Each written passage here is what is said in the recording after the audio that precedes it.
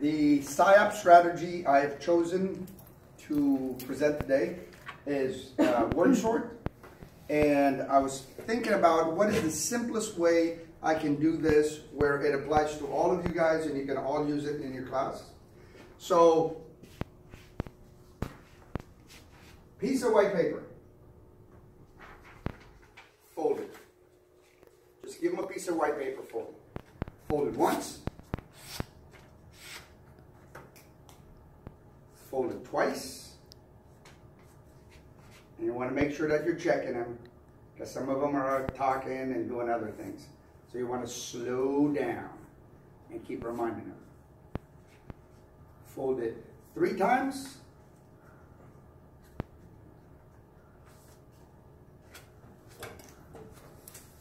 And fold it 4 times. All right. Now you might be able to teach them a little bit of math with that too. Because a lot of them don't know how to square things, have no idea about it. So you say, here you go. Now open it up.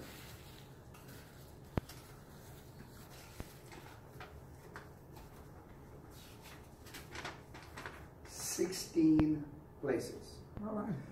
Pick your vocabulary words from your unit. So, I actually ended up creating 2 of them based on ability level.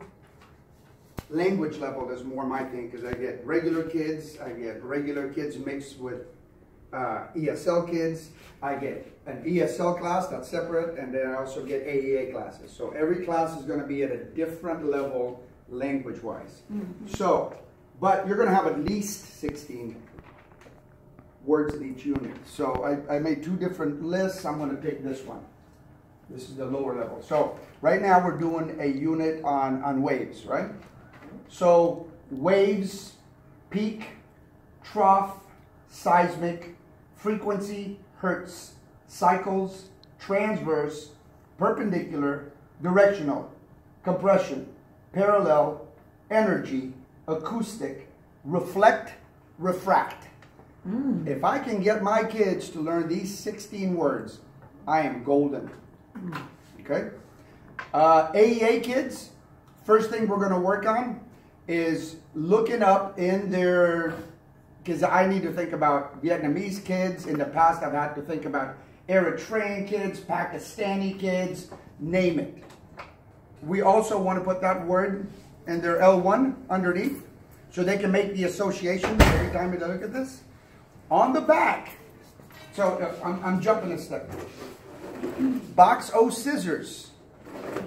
After they write their words down, they cut this into 16 pieces. Oh. I also brought a box of markers for them so they can individualize because they get a little pride and it's their baby, you know, it makes a difference. So, definition for the AEA kids, you won't have to do that with the regular kids. But what you will do is you'll have them flip each one of those over and give you a definition. And depending on your class and you know what you've got going in each class, you could let them use their phones to get definitions. It depends on the class, really. I found that the books with the AEA kiddos works a lot better because all the junk that pulls up when you try to do something on the internet. So I have them write the definition down, and I also have them individualize it, but writing by like drawing something on there that reminds them of what a peak is, what a wave looks like, whatever that might be. So that will take, depending on the class, that could take about half the class. The rest of what you're supposed to do with this is now, because I struggle with this in all my classes, even regular, writing. So in order to write, what I have them do is I say, look at these words, try to figure out which of them might be associated. So if you have like a compression wave, directional and parallel might be in the same cluster of words, right?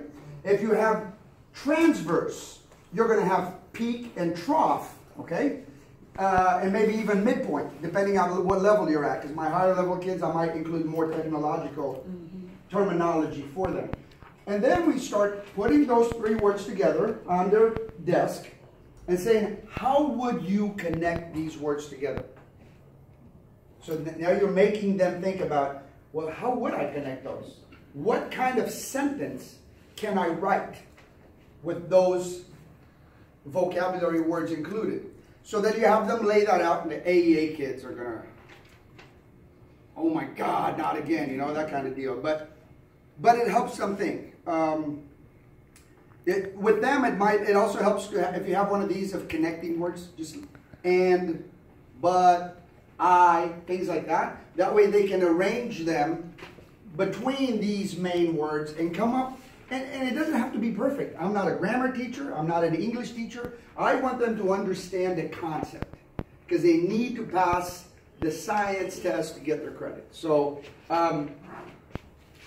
with the really advanced kids, which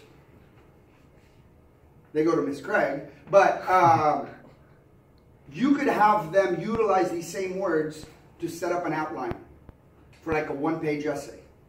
And then they can utilize the idea in this for paragraph ideas. Like you might have them write a paragraph about transverse waves. You might have them write a paragraph about directional waves. And then you can have them work on introduction of waves in general and a conclusion, which is basically a repetition of the introduction. So you're working on a 4-paragraph, one-page essay with them, which they're still struggling with, but I try to get them to write something every day. So you can adapt this to almost anything you're doing, any subject area, chemistry, physics, whatever it is. Any questions? So you're actually making them like flashcards.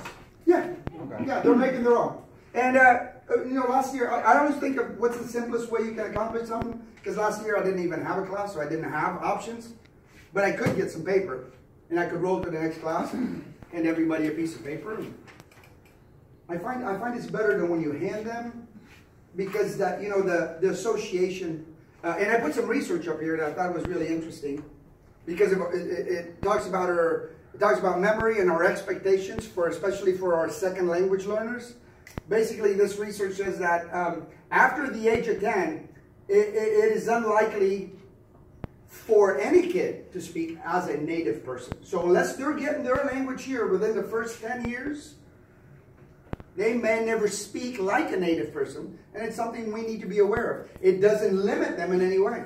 If any of you guys have been to a doctor lately, most of them have an accent. They're from Pakistan or China or Romania or Bulgaria or some other place. The majority of them. Okay. A lot of the engineers are the same way. It doesn't limit their ability to be scientists or doctors. It just affects the way they... People still notice my accent, okay? And I was 12 when I moved over here. My sister was 11. You would never know she was from anywhere but here. That 1 year of difference. We're 14 months apart. Huge difference, okay? So, something to be aware of. Yeah. When you were putting the vocabulary words in a cluster, yes. What did you say the benefit of those of doing that was? Well, it helps them understand the ideas, and it helps you assess while you're doing it at the same time, because in the effort of writing sentences, some of the kids you'll read them and like, well, wait a second. They look alike. Are they similar? Yeah. Transverse are not parallel. Oh. Transverse or perpendicular, and then you can make those little corrections based on each one, like individual assessments of where they are, and do they understand that there are two types of waves, and that they are different, that the energy in transverse is a perpendicular energy, and that the energy in a directional compression wave is a parallel directional energy. Mm-hmm. That's like the main thing. If we can teach our bunch that, we're good. I was going to say, you could also have them, so if they're grouping it before they write, you can go around and check before they start to write it down. You could. So that way, if they've got a group and you're looking at it and you're like, okay, why are these words together? Explain to me your thought process on it, and then you have that ability to correct the misconception before they put it into words on their paper. Oh, okay. And there's a limit to human memory, too. I mean, it's about seven things that we can remember, unless you chunk them too. So if you've got like 3 or 4 different concepts and you're chunking them, you're putting 3 or 4 of these together, then it's also making them able to remember more, just memory-wise, than they would by trying to memorize just 16 words, you know? Because you're associating it, you're also associating it with their L1, you're also associating it with their definition, and a visual picture of it somewhere. And some kids, they love their art and they're really good at understanding, so picture might actually be more useful for them in understanding the concept. That's true. Some people are just visual, some people are language-based, so it happens whether they're AEA or not. So, good idea, thanks.